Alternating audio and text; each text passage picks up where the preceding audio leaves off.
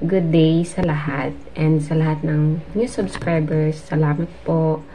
Ito, I just want to share this kasi baka sakaling makatulong sa mga mag-e-interview pa lang.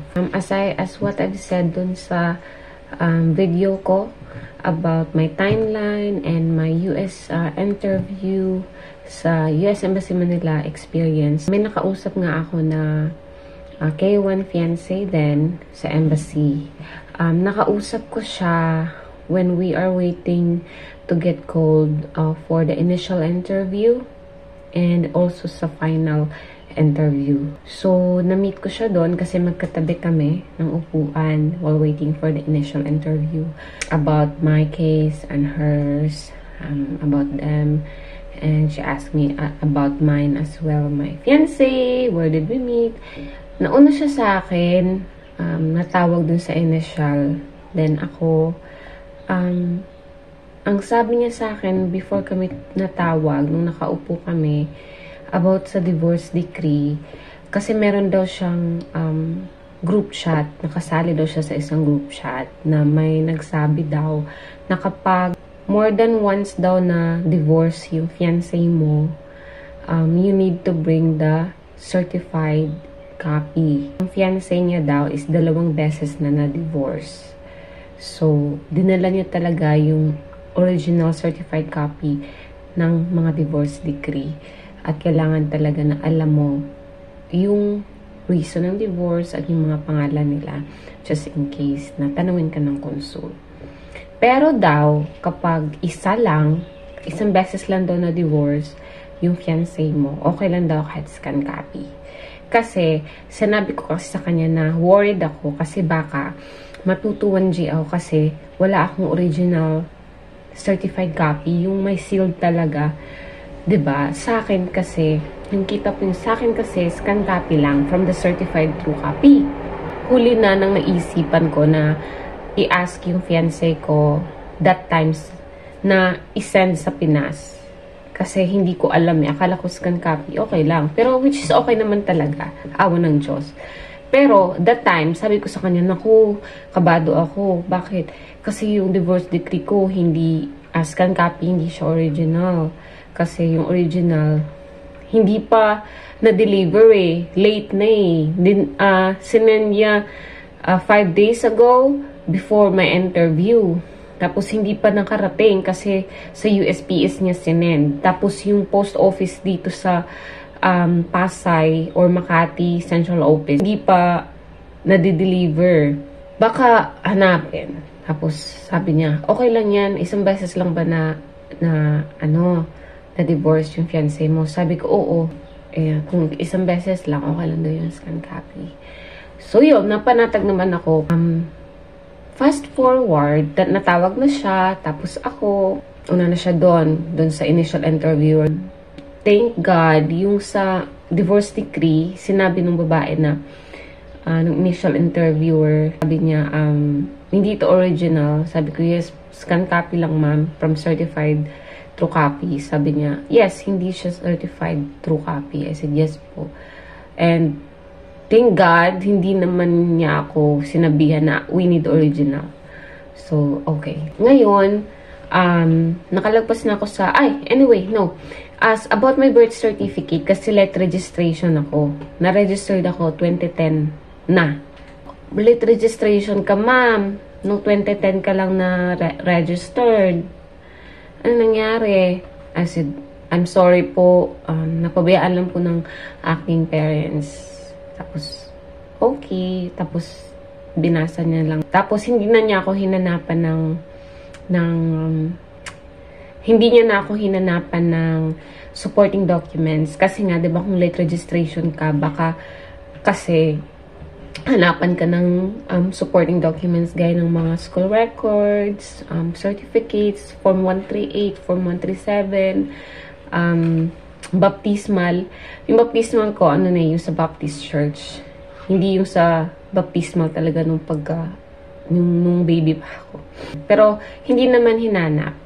Lagpas na ako sa initial. Pero yung nakausap ko kanina, si ate, hindi pa siya nakalagpas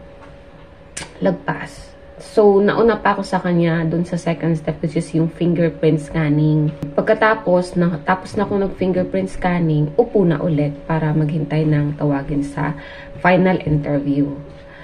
So, siya, pagkatapos nakita niya ako na nakaupo na, tapos na ako nag-fingerprint. Tapos, pagkatapos niya mag-fingerprint scanning, dun siya umupo katabi ko. Sabi niya sa akin, tutuwan G ako. Di ba divorce decree mo original? Sabi niya, hindi sa divorce decree. Yung problema ko is yung birth certificate ko, may correction. 1 letter sa middle name niya. Sobrang meticulosa pala ng kapag, mahirap pala kapag meron kang correction sa birth certificate. Kasi, dun sabi niya sa akin, sabi daw nung initial interviewer na Nina, we need a EKA sa NBI. And for you to get EKA, kailangan mo ng aming request from the US Embassy. Kasi nga, may correction yung birth certificate niya. Sa Makati City, ito siya pinanganak. Ilang beses niya pa daw binalik-balikan sa City Hall. Ang hirap daw kapag may correction ng birth certificate. Tapos ngayon, issue ulit kasi kailangan magpa-EKA sa NBI. Tapos hindi niya naman alam. Sana ma-approve na ako dito. Matawag na ako dito sa final interview. Kasi para yung aking iisipin na lang is yung sa 221G. I just feel like, I feel sorry for her that time kasi sinabi niya din sa akin, nung kaninang nakaupo pa lang kami, naghintay kami before the initial interview. Mention niya rin na Sputum Academy pala siya. December yung batch nila nagpa St. Luke's medical exam. Around half daw ng batch nila is na Sputum Academy nung December 2023. 2023 pa siya na petition approve Pero April 16 pa siya nakapag-interview. So, pasalamat naman siya kasi after ng Sputum Academy for 2 months, okay naman daw. Lahat naman daw sila nakapasa. So, yun, may mga kabatch nga din siya na nakita kanina. May namukhaan nga daw siya na kabatch niya sa Sputum Academy na tapos nang na-interview. Kasi, sabi niya about the Sputum Academy din, ang na-mention niya, baka kasi sputum nila yung mga 40 and up na. Kasi nga, 41 na siya, 42. Basta 40 plus na siya, sabi niya sa akin. Tapos, tinanong niya ilang edad na, ilang taon na ako. 31. Tapos sabi niya, kaya siguro hindi ka na sputum kasi medyo bata pa. Sabi ko, hindi kasi may batchmate din ako, high school batchmate. Na-mention niya nung 2019 siya na batch. Na Sputum Academy din daw. Na Sputum Academy siya. Sabi ko, natagalan pala kayo. December pa pala yung medical mo. Tapos, dahil dyan sa sputum test na yan. Tapos, yun, nung naghintay na kami dito sa final interview, sabi niya, na Sputum Academy na siya, na-delay na siya ng 2 months. Ngayon, baka ma-delay na naman siya kasi need niya ng NBI, aka. Natawag ako before her, of course. Tapos may isa ding girl na I think kaedad ko lang or medyo mas bata. Mas bata pa siguro sa akin yun. Katabi ko dito sa right ko. Tapos si ate na 221G nakausap ko is nasa left ko. So, itong sa girl na, din siya, nakikipag-usap din siya, nakiki-conversate din siya ng konti. Nauna akong tawagin sa kanilang dalawa. So, pagkatapos ko ng interview, na-approve na ako, yung si girl dito sa kabila is, wala na siya sa upuan niya. So, she was being interviewed as well. And then, si ateng, nandun pa siya nakaupo, naghihintay na tawagin. Tapos sabi ko sa kanya, bye-bye. Sabi ko sa kanya, nakita niya yung pamphlet of course. So alam niya na approve na ako. Tapos sabi ko, labas na ako.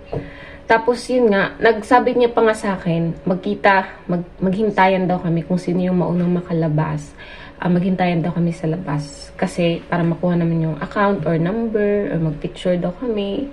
Kasi nga nag-check kami sa loob. Tapos, di ba? Kaya lang, nung paglabas ko, hindi na ako nakapaghintay sa kanya kasi mainit na. Tapos, excited akong umuwi sa hotel para ibalita sa fiancé ko na nakapasa ako. Ateng, kung nanonood ka man, April 16, 2024, 8:30 AM na schedule.